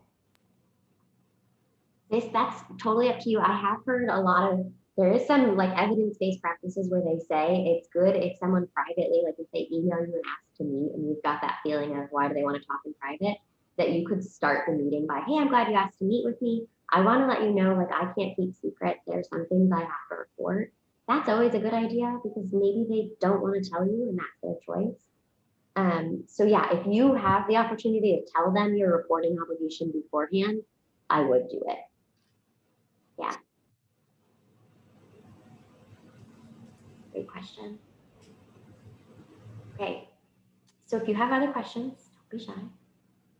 I'm putting 3 links in the chat right now. I would like everyone to open each link. These are the practice scenarios. So we're going to give you the scenarios yourself. So open each link, but once you get into the breakout rooms, let's say Diana and Paige and I were in a breakout room together and we decide that Diana is person A, then she can get rid of those other 2 scenario pages and just keep scenario A pages up, okay? So these just give you practice scenarios. So right when you get into your breakout room, you're going to decide who is A, who is B, and who is C. And then you're going to go ahead and just start practicing. You're going to have 2 people practice first, where one person's the student like Aaron was, one person's the staff member like I was, and the other person keeps track of time for a minute or a minute and a half of practice, right? Any last questions? If Aaron and I are hoping to be able to like pop in and out of breakout rooms. So if we pop in, just completely ignore us. We just want to eavesdrop. So ignore us if you see us pop in. If you have questions, I think you should be able to still message me throughout. So message me if you have any questions. Okay, and I will call everyone back from the breakout rooms when the time comes.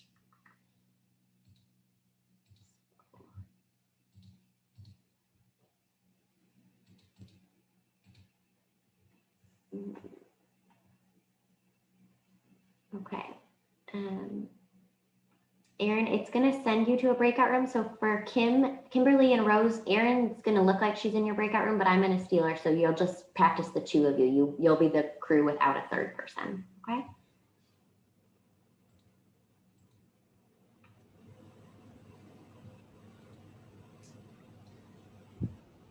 Okay. You should be able to go to your rooms and practice. Good luck.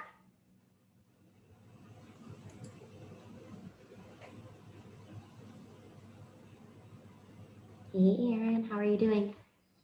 Okay, good. I think Good. I'm doing pretty well. Yeah, I think it's going well. So it's 3, so we have a half hour left of our assigned time, but I would like to let them go earlier.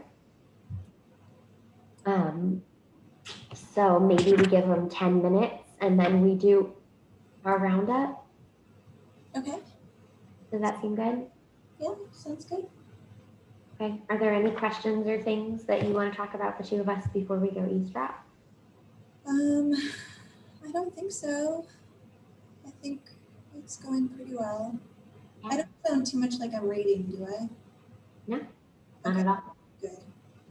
Not at all. And there are a couple things I've noticed since we're going through it, like that we can peel that we have gotten more repetitive on.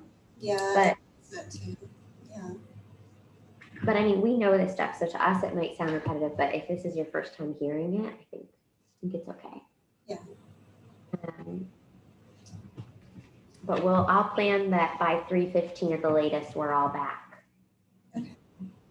And hopefully even a little bit sooner. Okay.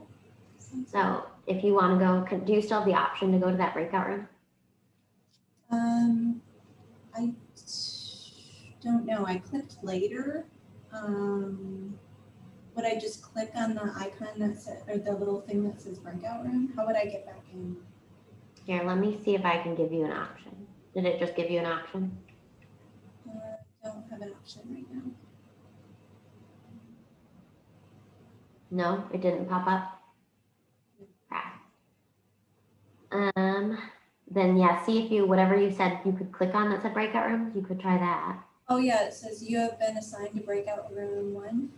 Perfect. You can go eavesdrop on them and I'll go to a different one. Okay, sounds good.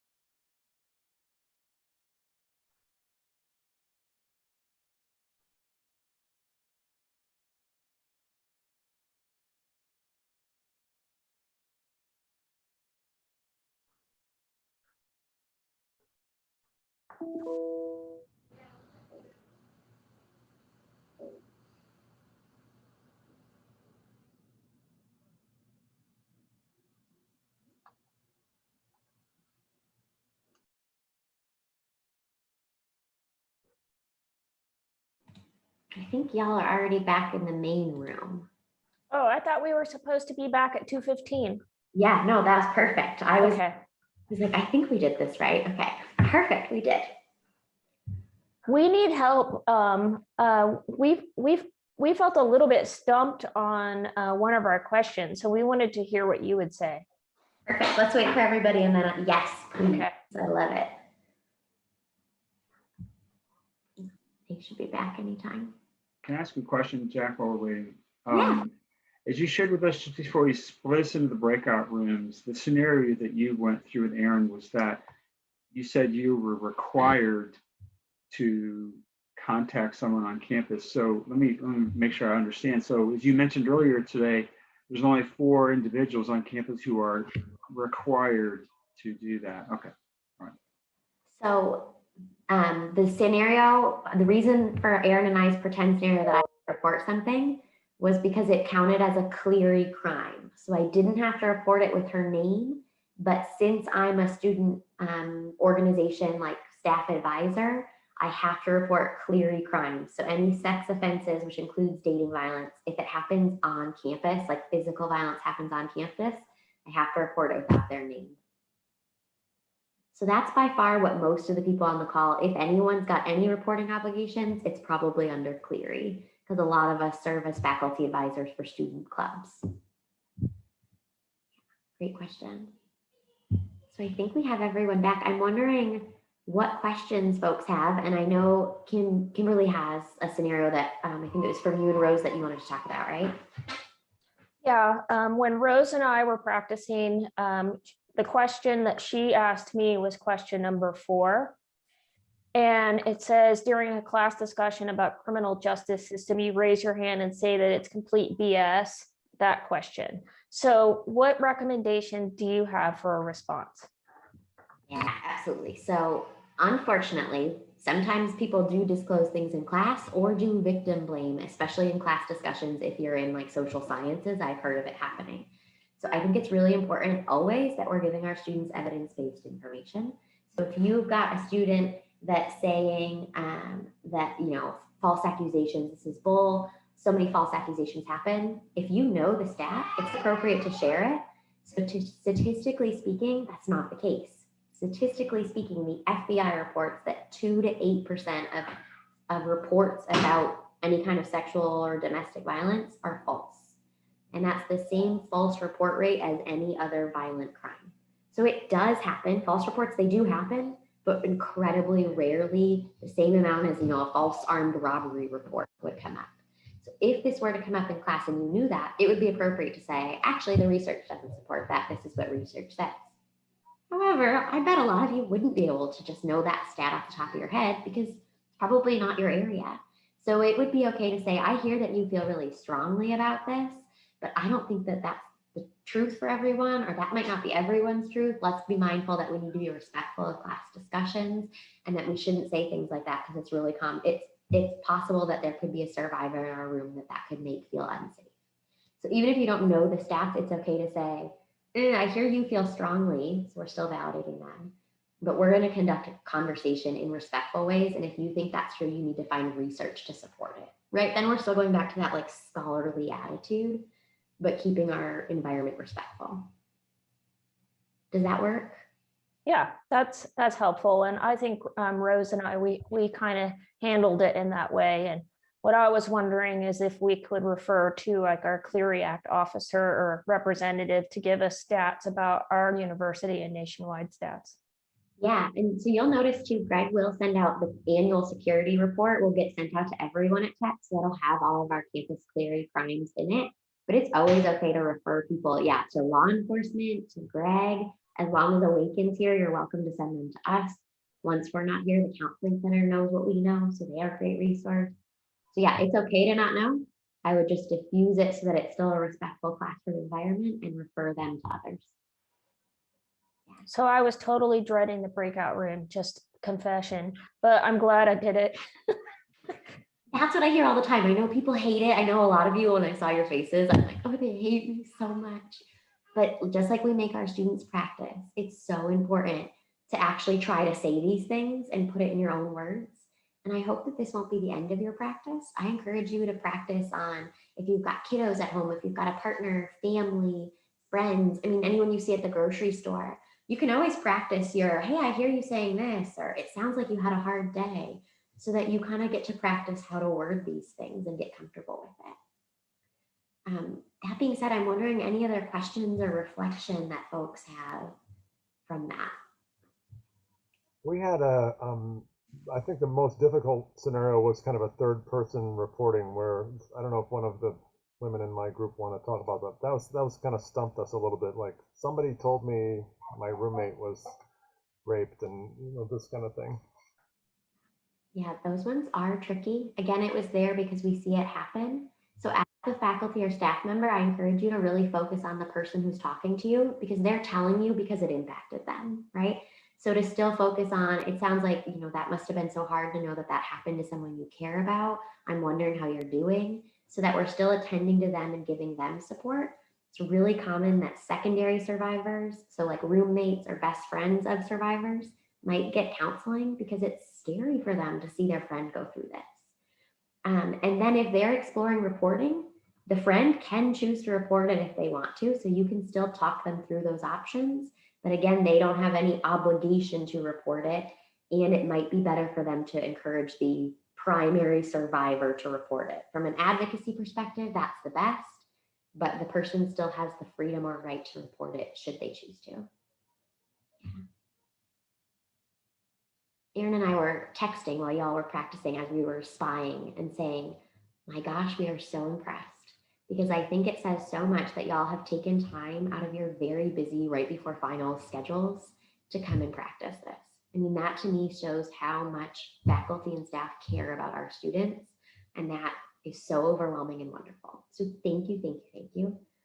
As we're ending, we want to do a couple like last minute homeworky type things of things we can all be doing to get more prepared in case something like this were to happen. So Erin, I'm going to tag you and I'm going to try to share screen, but it might freeze. So hopefully it'll share screen while you talk.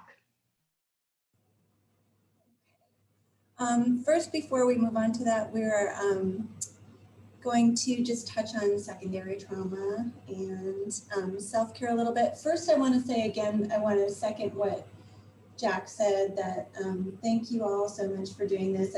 As I mentioned in the beginning, besides working at Awaken, I'm also a graduate student at University of Tennessee. So I have a lot of experience of being on the other end of the breakout rooms and the role play scenarios and everything. And I know I always dread it too. But y'all did great. The group I was in did an amazing job. And it's really apparent how much you all care about the students. And in the breakout group I was in, somebody brought up at the end about how hard it is to deal with these type of situations. So that kind of feeds into what we're going to touch on about secondary trauma and self-care. So secondary trauma occurs when individuals receive disclosures of sexual violence. This is something that Jack and I have to be mindful of in our jobs at Awaken as well. A predictor of distress in a person who's receiving a disclosure is if they have confusion about how to help. So that's a lot of the reason why we wanted to do this training and go through the resources available on campus, so you have the tools to help you respond when someone discloses to you. So training on how to respond and communication of self-care practices have also been shown to limit the severity of secondary trauma.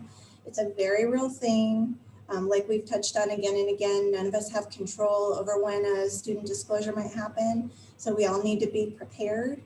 And afterwards, if you do receive a disclosure, it's really important to remember to take care of yourself because it is stressful. And it's also good to remember that, you know, sometimes people think of self-care just as like mani-pedis and bubble baths and things like that. But really self-care can be more like getting enough rest, getting out in the fresh air and sunshine, getting some exercise, relaxation practices like yoga or meditation or prayer can be really helpful. Spending quality time with friends and loved ones, or even talking to a professional yourself can help support you and assist you in processing that feeling of secondary trauma, because it can be really hard when someone discloses you know, sexual violence or domestic or dating violence, things like that to you. So we want to direct your attention on the slide here to the Employee Assistance Program contact number and the websites on there as well. This is a really wonderful resource that's available to you all, and it can help connect you with counseling and other services. So if you're feeling kind of overwhelmed by a disclosure you've received or by the secondary trauma that results from it, please make use of that resource. It's a really wonderful resource that's available to you. Yeah, it really is. We're lucky to have it. So we're in a better spot. We're more prepared of what do we do when they actually come into office, disclose, tell us this. But I want to end on some homework that we can all start doing now before we're even receiving disclosures to be making sure we're communicating campus resources. So first thing, we all right now, if you are faculty, you could add something to your syllabus about campus resources. You can choose to add that. So you could add, you know, student safety is really important to me. If you need anything help while helping you navigate this time as a student, here's the counseling center's number. If you're a campus security authority, you could also choose to put your reporting obligation in your syllabi that way, or your syllabi for different classes. That way, like we talked about earlier, you're letting folks know ahead of time in case they choose not to tell you because of that reporting obligation. So if you go to Awaken's website, so it's tentech.edu/awaken, we have a sample faculty syllabi disclaimer that you are welcome to copy and paste and use. It's just really a resource plug for our students, okay? The next one, and probably the biggest thing that we could all be doing as homework, is making sure we actually know resources we could give to survivors, right? We keep saying our job is crisis intervention and referral, but you need to know who to refer them to. So on the initial email I sent out, there was a campus resource sheet. I encourage you to download both the PDF and the image and have it handy. Maybe print a couple copies in your office. And if a student came in, you have it ready to go where you could give them a hard copy. Maybe you post it on your iLearn shell. And that way, even your online students are being told about campus resources. I had somebody tell me once that resources at Tech are like the best kept secret. That should not be true, right? Like they should not be a secret. We should be swimming in resources and letting everybody know about all the resources. So any way you can advertise resources and connect students to helpful resources on campus, the more the better. Okay. Other homework from Erin? Just like we tell our students here at Tech, we don't want them to cram. We want them to be prepared for exams and homework and projects. So part of our role as staff and faculty is to support these humans that come here to go to school. And so to be appropriately equipped, like we're saying, we have to do our homework and be prepared. So our call to action for each of you to do your homework and be prepared is asking you, can you promote inclusion and set the norm that everyone is safe and respected here on our campus?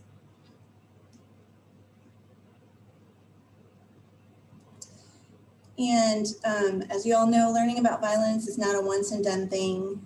We all need to keep actively engaged, keep learning and growing in these areas, and get involved with folks on your campus or in the community as an individual and as a connector for your students. And so instead of canceling class, perhaps when you might be ill or you'll be attending a conference, a really great idea is to invite professionals to speak during your scheduled class time, and maybe provide extra credit for attendance to your students for coming to these events.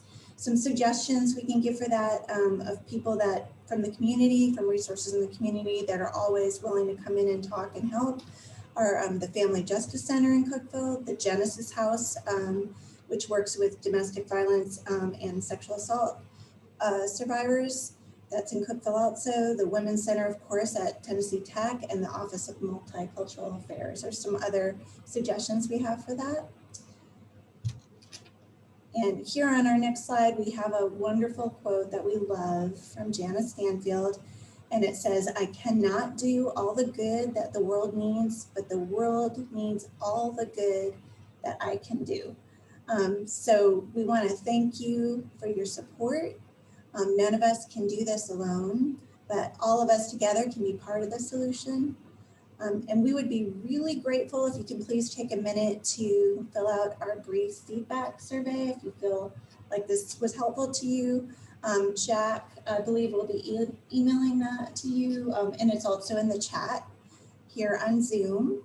If you have any questions that we can answer for you, please feel free to stay on the Zoom. We'll stay after for a few extra minutes in case there are any questions. But if you're leaving, we want to thank you all again for taking time out of your busy, busy day, especially at the end of the semester and with exams coming up and everything. We so much appreciate you spending time with us today, and we hope you have a wonderful rest of the day and a wonderful rest of the semester as well. Thank you.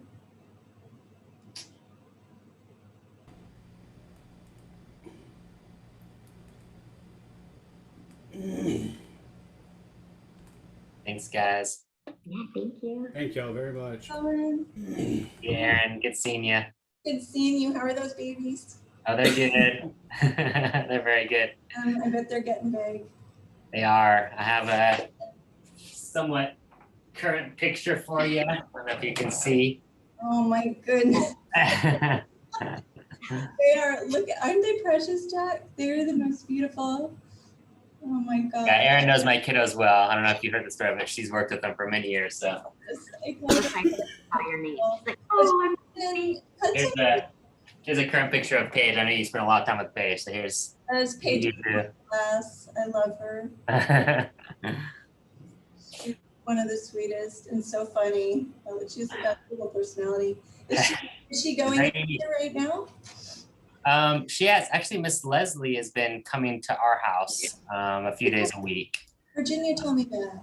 Yeah, and so Hudson's back in real, in-person learning. We did the virtual thing in the fall, and he's back at Northeast this spring, and he's loving it. His teacher's great. First grade, or is he? He is first grade. Oh my gosh, I know, right? He's 7. It's crazy. that's crazy. Yeah. We'll tell them I said hi, and Mallory too. I will. All right. Well, thanks again, guys. I appreciate your help today. Thank you for coming. All right. See ya. Bye-bye.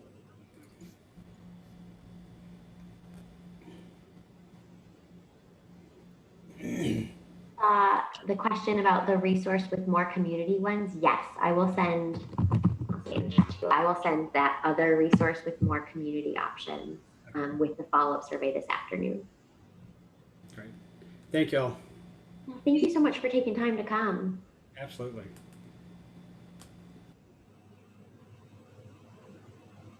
I think there was one other thing you might not have sent. There was something that said finding help after, and I don't know what else it said. That was, In the was chat. like. And then I had one question that I didn't fill out on my note sheet, my guided notes, and I really don't know the answer. Was it helpful? Huh? Was the guided notes, were they helpful? Oh, yeah. Oh, yeah. They made me have to take less notes and Good, they helped me follow. good. Um, That's what I hoped, because it's a lot of information. So yeah, what did we miss though? Well, you may not have, it may have been me, but being trauma informed at the core is about shifting from thinking what, and I just want to say WTF to what, you know, and I don't know what you, I don't know the answer. You're not wrong. I skipped it because of time.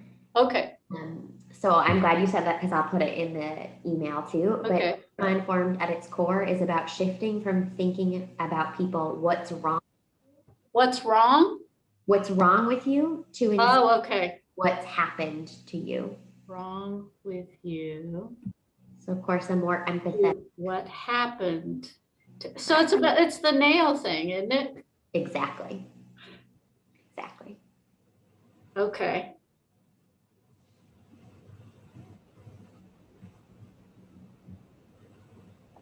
Okay. Any other questions?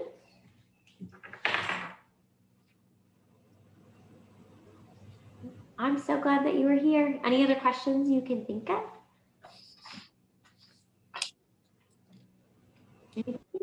I'm good, thanks. Thank you, Diana. Good to see your face. Thank you. Diana, thank you for coming. Well, I need it. I need a refresher all the time, I'm afraid. We all do. Oh, Mr. Womack came back in. Yeah, I just submitted him. Oh,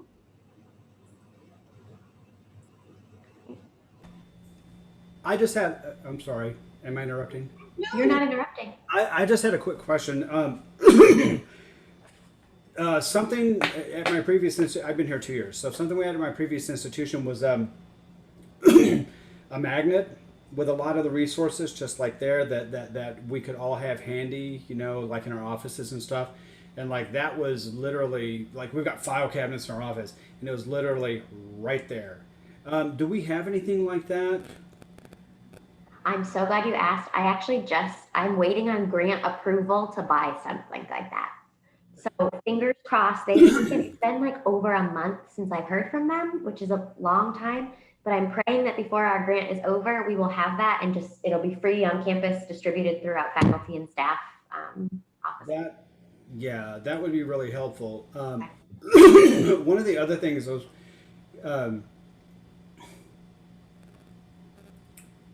I wanted to ask about. You know, without disclosing, you know, anything, I had a situation before at a previous institution where a student wasn't comfortable with me going with them, but they would have preferred somebody of their own gender going with them. And so I said, we were just getting out of class and they came to my, you know, office to talk to me and stuff. And I said, and this was something that they wanted to do like now. And I said, so, well, why don't we walk out into the main part of the building, in the lobby and stuff? And I